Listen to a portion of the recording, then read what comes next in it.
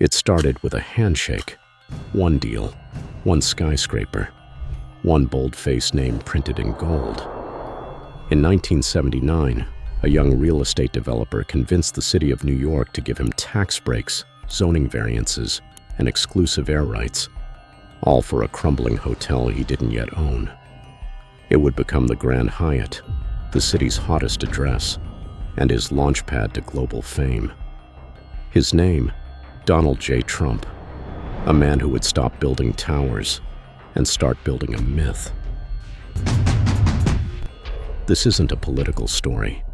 It's a story about leverage, illusion, and the business of becoming more than a man. This is episode 1, The Brand Before the Man.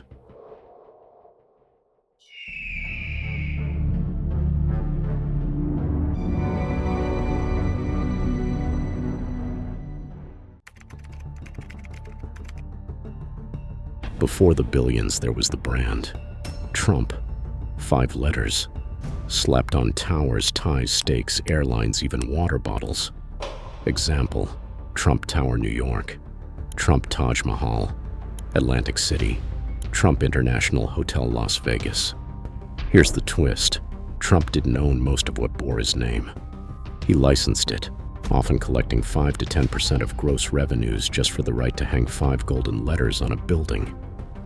By the 2000s, Trump had licensed his name to over 50 properties worldwide, from Turkey to the Philippines, many of which he had zero equity in. He understood a truth older than Wall Street: perception shapes reality. Protect your reputation. It's your most scalable asset. Your name, your story, your reputation equals your logo. Build the illusion first. The infrastructure can follow. Even if you're a freelancer, entrepreneur, or creator, your personal brand determines your ceiling. Sharpen it, guard it, and make sure it says what you want before anyone else defines it for you.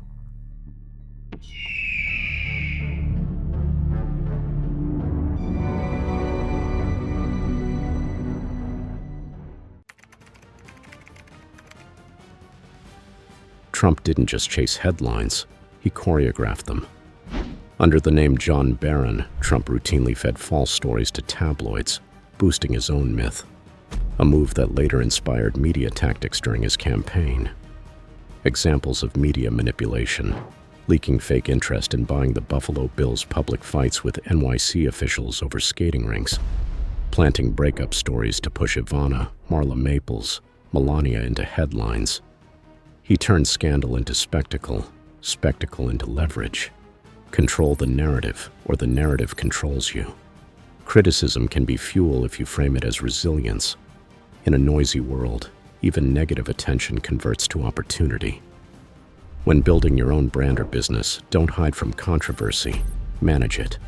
Use mistakes, failures, or attacks as proof of relevance and resilience.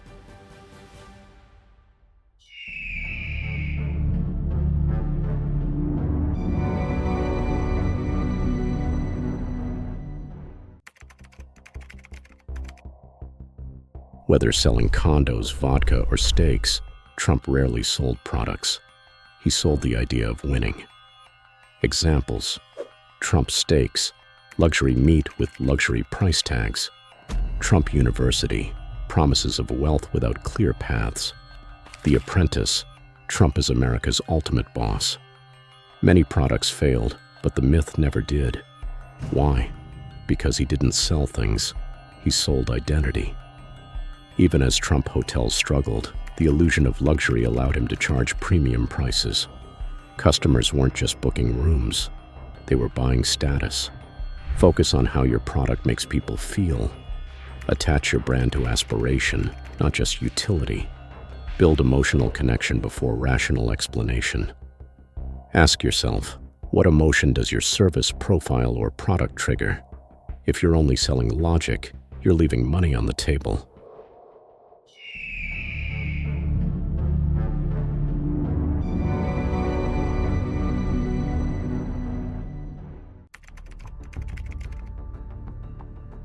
By the early 1990s, Trump's empire was crumbling. Examples of near collapse: $900 million in personal debt, Trump Airlines, Trump shuttle failures, 4 casino bankruptcies. But instead of retreating, Trump reframed. Trump has filed for corporate bankruptcy 6 times, yet consistently avoided personal bankruptcy, a tactic that shielded his wealth and image. To the media, he was a scrappy comeback story. To creditors, a nightmare. But to the public, he stayed larger than life, recast failures as pivots, used legal tools to shield assets. Don't just survive collapse, spin it. In your career, failures are inevitable. Frame them as reinventions, not defeats. And if you're in business, understand the legal structures that protect your future.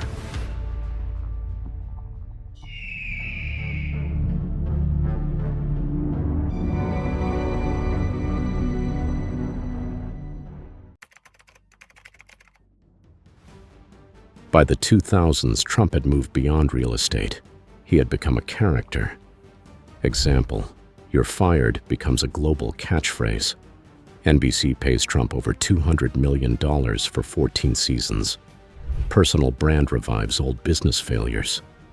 When Trump ran for president, 87% of Americans knew his name, a level of brand recognition marketers would kill for. Scale your persona, not just your product. Characters endure longer than companies. Audiences follow symbols, not spreadsheets.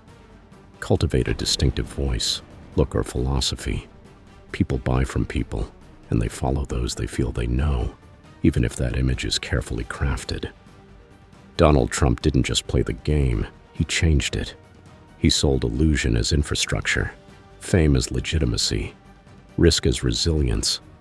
Love him or hate him, his rise reveals a universal truth. In an attention economy, the loudest myth often beats the quietest reality.